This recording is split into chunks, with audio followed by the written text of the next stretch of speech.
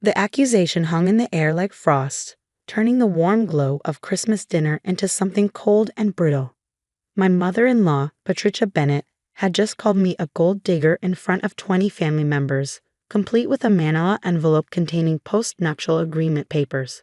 I'm Emma Chen, though the Bennetts prefer to call me that investor girl when they think I can't hear them. At 34, I've spent the last decade building one of Boston's most successful real estate investment firms, specializing in luxury retirement communities. Not that my in-laws know this. They think I'm just a mid-level property manager who somehow trapped their precious son Thomas into marriage. The irony of being called a gold digger while secretly owning the very building we were sitting in was almost enough to make me laugh. Almost. We're just trying to protect the family's interests, Patricia continued, sliding the envelope across the table. Surely you understand, dear. I looked at my husband Thomas, seeing the conflict in his eyes. He'd been caught between my world and his family's expectations since we met 3 years ago. As a pediatric surgeon, he understood hard work and dedication.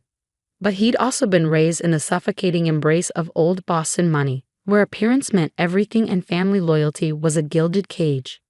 Mother, Thomas started, but his father, Richard Bennett, cut him off. Son, we're not blind. She's from a different background, no family connections, no trust fund, just this mysterious job she's so vague about.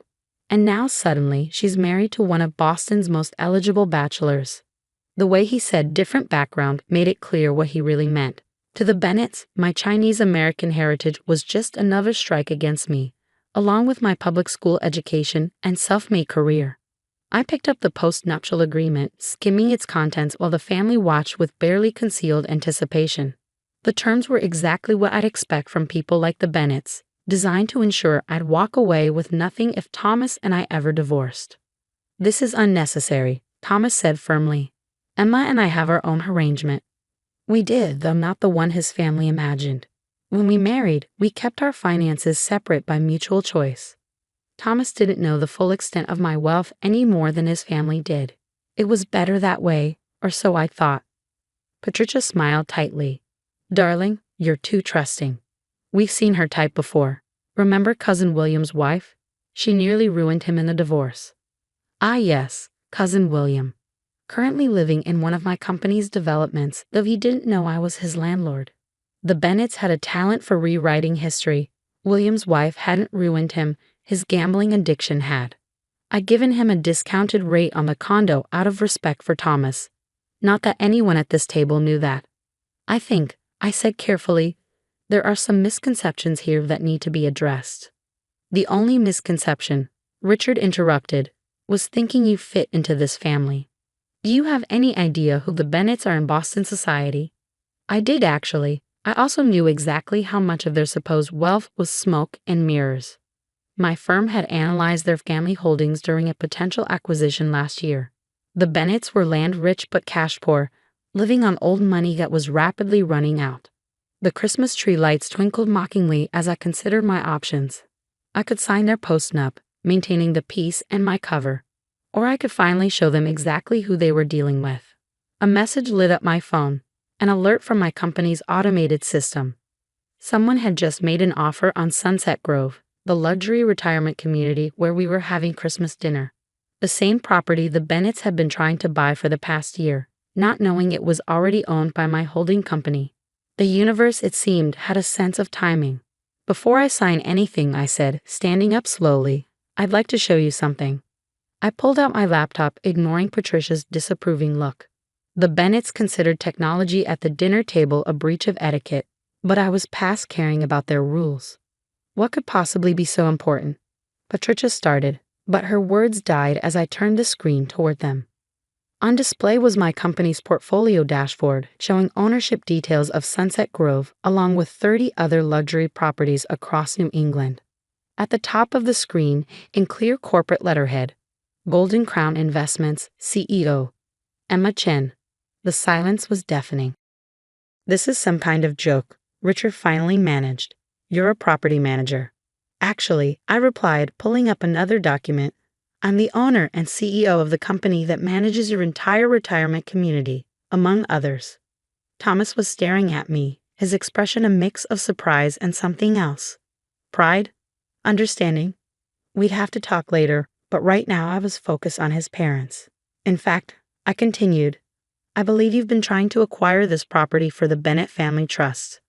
The offer that just came in, I checked my phone again, allowing myself a small smile, is about $20 million below market value. I'll have to decline. Patricia's face had gone from superiority to shock to a kind of desperate anger. You've been lying to us all this time. No, I corrected her. I told you I worked in property management and investments. You chose to assume what that meant. Just like you chose to assume I married Thomas for money without bothering to learn anything about me. Richard was already pulling out his phone, probably to verify my claims. This is impossible. The Chen Group is one of the largest property investment firms in New England. They own half the luxury communities in Boston. The Chen Group, I said quietly, is my company's parent corporation. Founded by my father, now run by me. He taught me everything I know about real estate before he passed away 5 years ago. More silence. Thomas reached for my hand under the table, squeezing it gently. We talked about my career, of course, but I'd never told him the full scope of my business. Now he was learning it along with his family. Why didn't you tell us? He asked softly. Because I wanted to be accepted for who I am, not what I own. I met Patricia's eyes across the table. Some people think that's important. The irony of the situation was clearly dawning on the family. They'd spent 3 years looking down on me, assuming I was after their money, when in reality, the Bennett Trust portfolio, Richard said suddenly, his face pale. Our properties are mostly managed by subsidiary companies of my corporation, yes. I closed my laptop gently, including this building. I've kept the rates well below market value out of respect for Thomas. You're welcome, by the way. Patricia's hands were shaking as she reached for the post-nuptial agreement. I stopped her. Keep it, I said. Consider it a Christmas present, a reminder that appearances can be deceiving. The rest of dinner was a study in uncomfortable silence, broken only by the occasional clinking of silverware and muttered requests to pass the salt. The Bennetts were processing not only the revelation of my true position, but also the realization that they'd spent years condescending to someone who essentially controlled their financial future. As we prepared to leave, Thomas pulled me aside in the hallway. Why didn't you tell me the full extent of your business? I looked up at him, seeing not judgment but genuine curiosity. Would it have changed anything? He thought for a moment, then smiled. Only that I would have started bragging about my brilliant wife a lot sooner. But our moment was interrupted by Richard, who had followed us into the hallway. His face was a mask of carefully controlled emotion. We should talk, he said, about the Bennett properties. I checked my watch, noting it was nearly midnight. Yes, we should. But not tonight. My office next week. We can discuss everything then. As we drove home through the snowy Boston streets, Thomas was unusually quiet. Finally, he spoke. You know they're going to be impossible to deal with now. They'll swing from hostility to trying to use your position to their advantage. I smiled, thinking about the documents waiting in my office safe. Actually, I think it's time for some changes in how the Bennett properties are managed, starting with a complete audit. Sometimes the best revenge isn't just proving people wrong. It's showing them exactly how wrong they've been all along. The week between Christmas and New Year's was interesting, to say the least. The Bennett's reaction to my revelation cycled through predictable stages: denial, anger, bargaining, and finally, a desperate attempt to turn the situation to their advantage. First came the calls from family members who hadn't been at Christmas dinner. Cousin William was particularly anxious, probably worried about his discounted condo arrangement. Aunt Margaret wanted to discuss investment opportunities. Uncle James suddenly remembered that his daughter was very interested in real estate and would love an internship.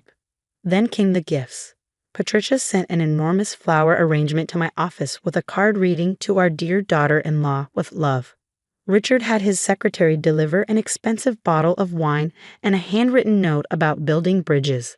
I donated the flowers to a local hospital and gave the wine to my staff. Thomas found it all darkly amusing. They're trying so hard to pretend the last 3 years never happened, he observed one evening. Mother actually asked me if he'd prefer to host New Year's Eve at one of your lovely properties. But I had other plans for the new year. The audit I'd ordered of the Bennett properties was revealing some interesting patterns. Years of preferential treatment, unofficial agreements, and financial arrangements that wouldn't stand up to serious scrutiny. When Richard arrived at my office for our scheduled meeting, he was in for several surprises. First was the office itself, not the modest property management space he'd imagined, but the entire top floor of a downtown high-rise with views of Boston Harbor.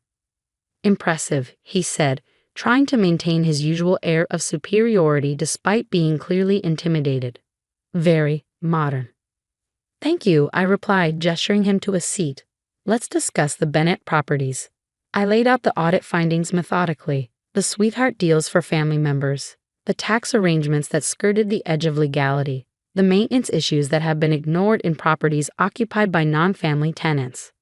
"This is how business is done," Richard protested. "Families take care of their own." "No," I corrected him, "this is how the Bennetts do business. And it stops now." I presented him with a new management contract. Standard rates for all tenants, regardless of family connection. Required maintenance schedules. Proper accounting practices. "This will bankrupt some of the family members," he argued. "William can't afford market rate. Margaret's daughter just got divorced." "I'm aware," I said. "That's why I'm offering a transition period. 6 months to get their affairs in order. Those who need help can apply for official hardship considerations, based on documented need, not family ties." Richard's face reddened. "You're enjoying this, aren't you? Getting revenge for how we treated you."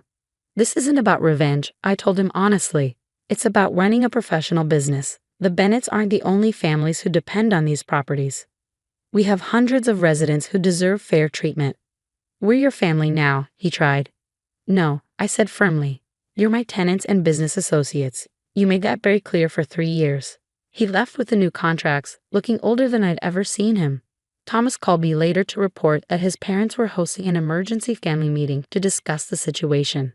"They're trying to find leverage," he told me, "some way to fight this." "They won't find any," I assured him. "Everything is completely legal and above board.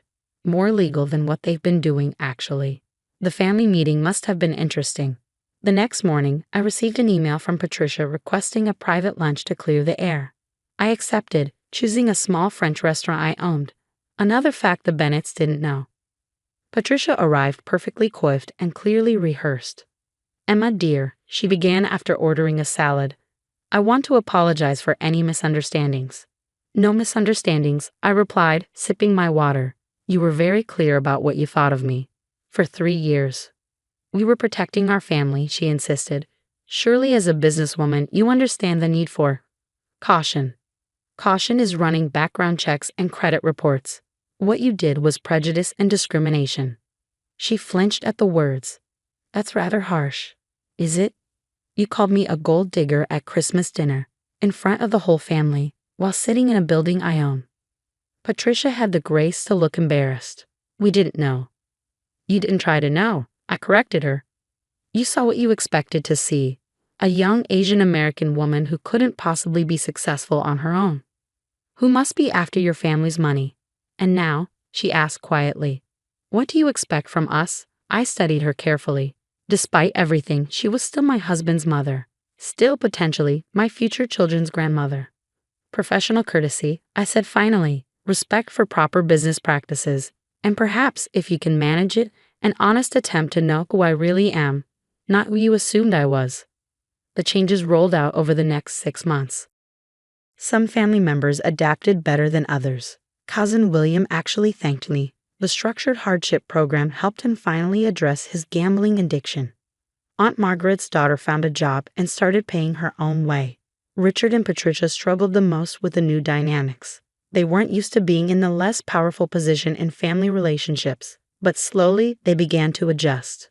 The real breakthrough came unexpectedly. I was reviewing plans for a new development when my assistant announced that Patricia was here to see me. She looked different, less polished, more human somehow. "I've been thinking," she said without preamble, "about what you said, about not knowing who you really are." She pulled out an old photo album. "This is our family history, the real one, not the version we show at parties.